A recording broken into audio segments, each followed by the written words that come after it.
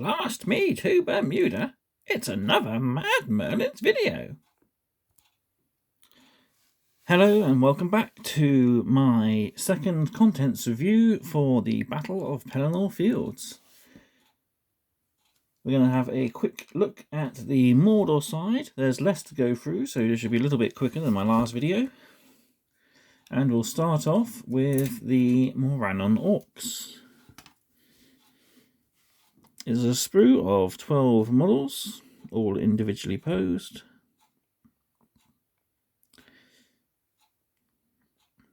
Six have shields already molded on, while the other 6 have the option to take a shield.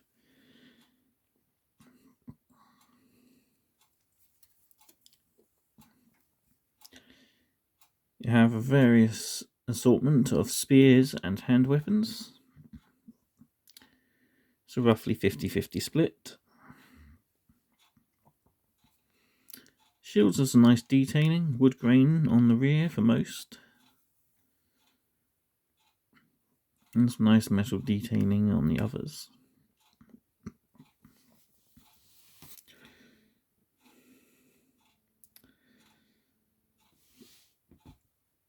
A nice variant to some of the armours on each of the orcs, making each one a unique and rather characterful model. This is one of my favourite ones at the top, with the top bun.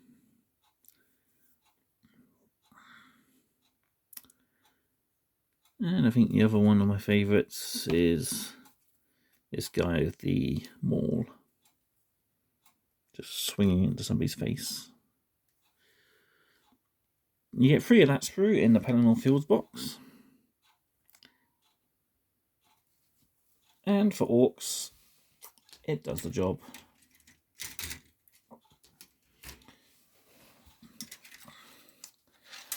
Next, you get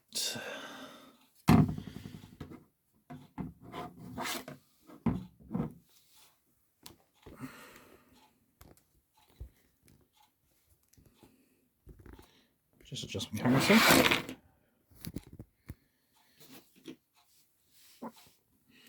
Next, you get the Mordor and Isengard Troll.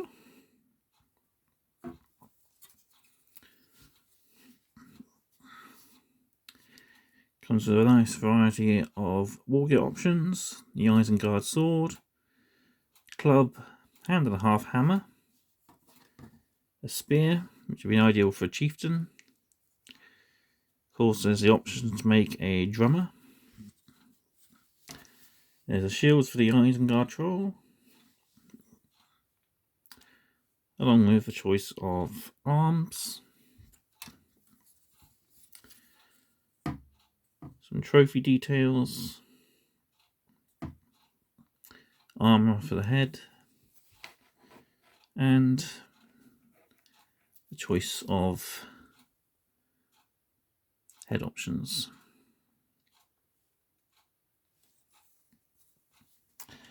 And finally, over 3 sprues, we have the Witch King on Mighty Fellbeast. They're the 3 components that make up the Witch King himself, and 5 components to make a generic ring wraith. The main torso and legs for the Fellbeast, and the reins for the ring wraith version.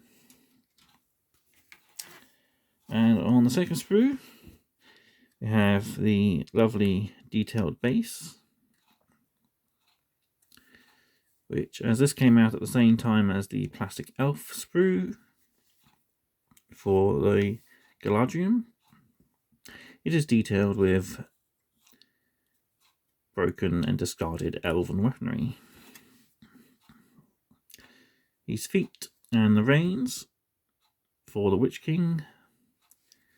His wings, which I will be attempting to magnetise to make packaging for him a lot easier. Have his tail and the 2 head options. 4 pieces to make up the Witch King's head, and 3 for the generic Ring Wraith.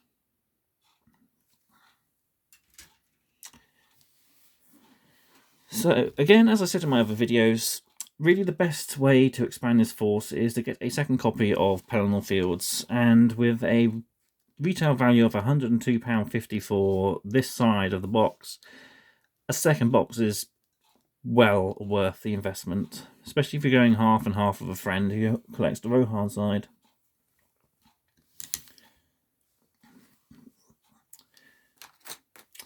Expanding this force, it would be a good idea to pick up the Ring Race of Angmar. This is the only version of the Witch King I have at the moment, but you do get the armoured version on the foot and mounted in the Ring Race of Angmar set, as well as 2 other Ring Wraiths, which you can use to represent the generic ones. Also, as suggested in the scenario booklet, picking up a Gothmog foot and mounted will be a good idea to add to your army. This is the old metal version of Gothmog that came with the Battle Games in Middle-earth collection. It'd also be a good idea to get some Orc captains to help keep the rabble in line.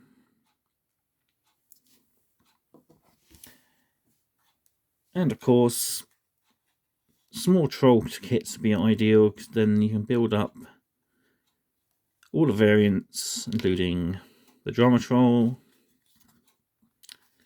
and a chieftain.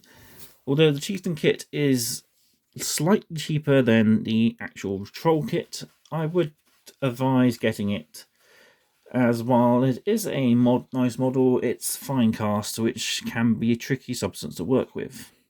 I'm planning on converting my unbuilt troll into a chieftain with the help of a hobby saw and some green stuff. I'll be doing a video on that later on. Another good thing to get is the Moran Orc command, which comes with a Orc sorcerer, banner, drummer, and a captain. I just love the models, but pick up the Blackguard of Barad-dûr, including the command. I'll give you a nice elite heavy armoured selection to your Mordor army.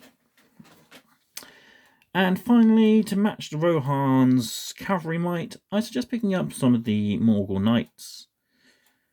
The new plastic kit is an amazing rendition of the classic metal models,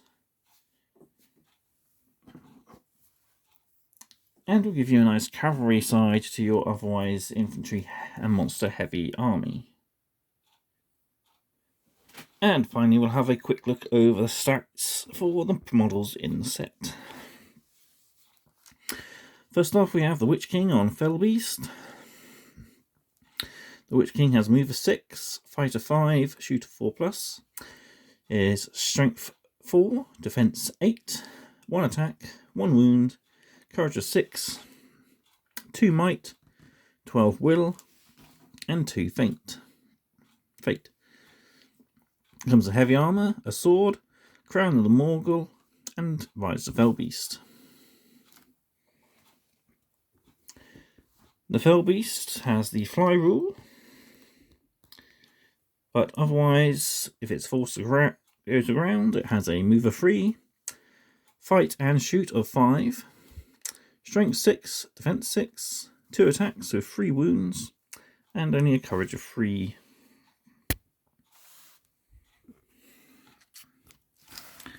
Next we have the Moran Orc, who has a move of 6, fight of 3, and a shoot of 5+, strength of 4, defense of 5, 1 attack, 1 wound, and only a courage of 2.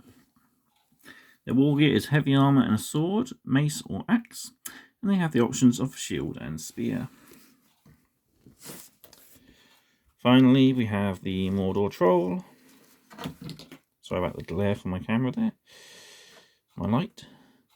He has a move of 6, a fight of 7, shooting of 5+, strength and defense of 7, 3 attacks, 3 wounds, and courage 4. Has armour and a hand-and-a-half hammer. Terror, throw stones with a range of 12 and strength of 8.